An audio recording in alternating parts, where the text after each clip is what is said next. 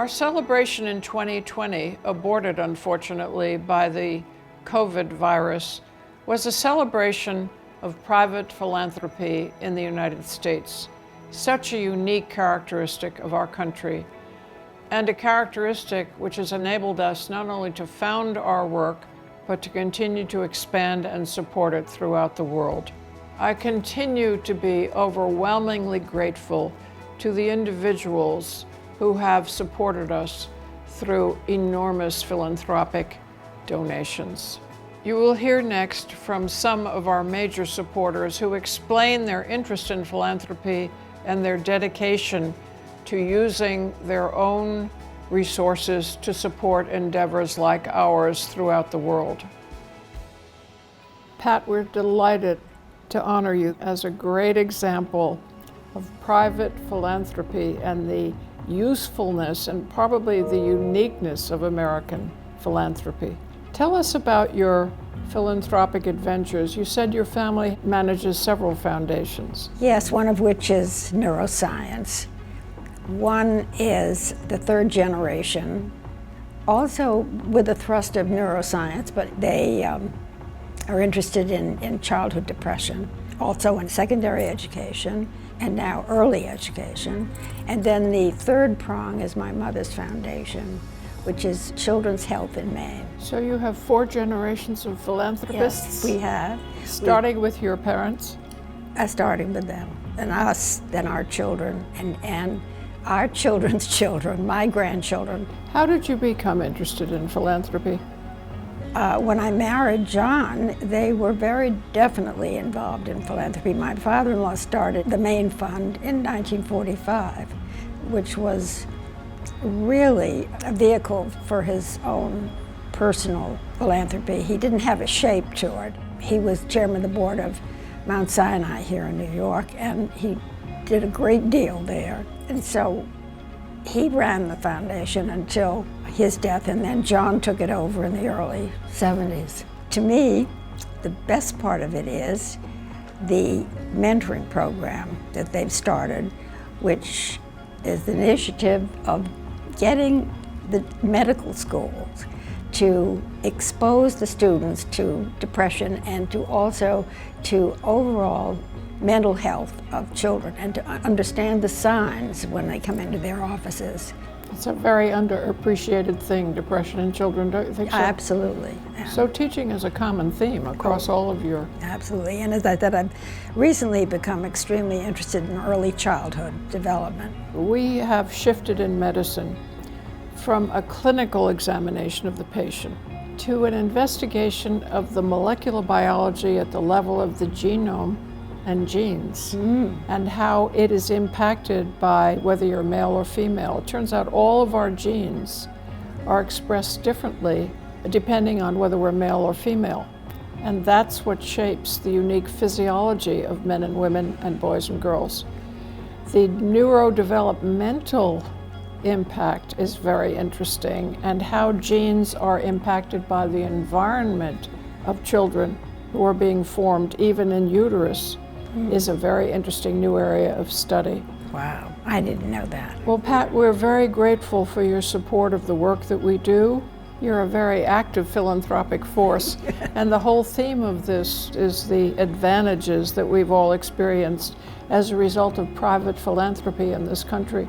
And I think American philanthropy, private philanthropy, is pretty exclusive. I don't think any other country in the world has that. I think your family is a superb example of the generational development and propagation of philanthropic efforts in all directions of American life. And as I said, I think that makes us unique in the world in terms of the contribution of individuals to endeavors like mine. Well, I thank you very much. I'd like nothing better than to talk about my family.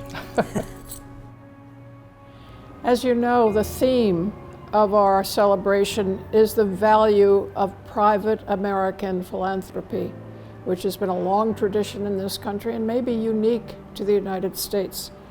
The role of the King Ranch and the King family in philanthropy, culminating with you and your family, is renowned, began with a 12-year-old on a riverboat who was on his own, and expanded into the King Ranch, which is an enormous empire, built on a sense of collaboration with everyone who worked on that property.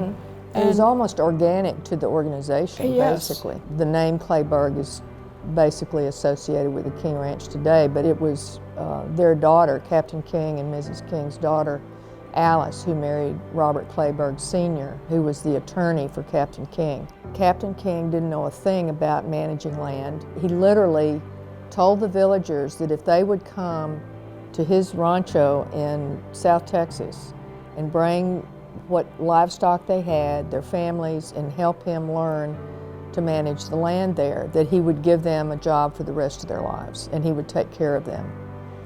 And so in his own way, he had his own way of doing philanthropy, but it was a business proposition, but it was also something that was built into the ethic of the place. That was in 1853.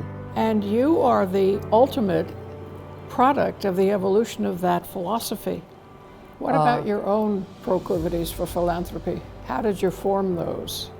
Watching my great-great-grandmother do the town of Kingsville, of course. And she set aside land for churches, for schools. We all were all about, giving back to the church and giving back to the community. The philanthropy we did in Kingsville was all local. Yes. They didn't reach out. The Helen C. and Robert J. Kleberg Foundation. They were the first ones in the family to start reaching out beyond the community of Kingsville. What were their interests? Mainly medicine, agriculture. Texas A&M University, for instance, was one of their big awardees and continues to be. As a matter of fact, the agriculture school at A&M is named the Kleberg School. So how has your own philanthropy evolved? What are your interests now? My primary interests, they've changed a little bit. It used to be very heavily in the arts and education. Now it's education and the environment. And one of the exciting things to me right now is we just had our board meeting, and the president of the university has decided that Duke is going to build on the power of this environmental school that we have that has been ignored for 30 years. University-wide, climate change is going to be the focus of the university. Well, as you know, this foundation that was started at Columbia and continues now into the second decade was interested primarily and continues to be in the differences between men and women. We're looking very carefully at the impact of the environment on the development of the human being. The impact of the environment is quite different for men and women. Absolutely. And how those changes, which occur as a result of an attempt to adapt to an environment, are transmitted to other generations. So we find that a very interesting corollary, which your School of Environment might find fascinating. Oh, absolutely. Yeah, well, that's what the School of the Environment is all about.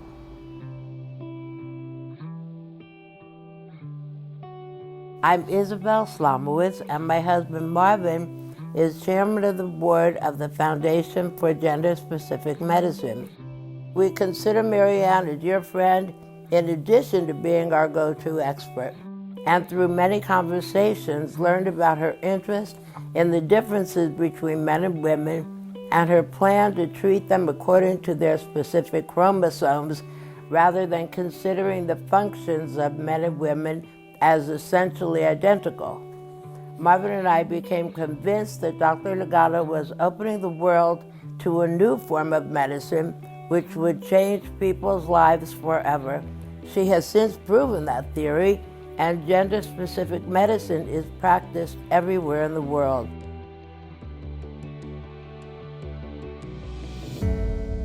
I already knew Marianne, both as attorney and client on one hand, and doctor and patient on the other. That Marianne was an internationally renowned academic, physician, author, lecturer, and pioneer in the field of gender-specific medicine. I first became involved with the foundation as a guest at a foundation gala years ago.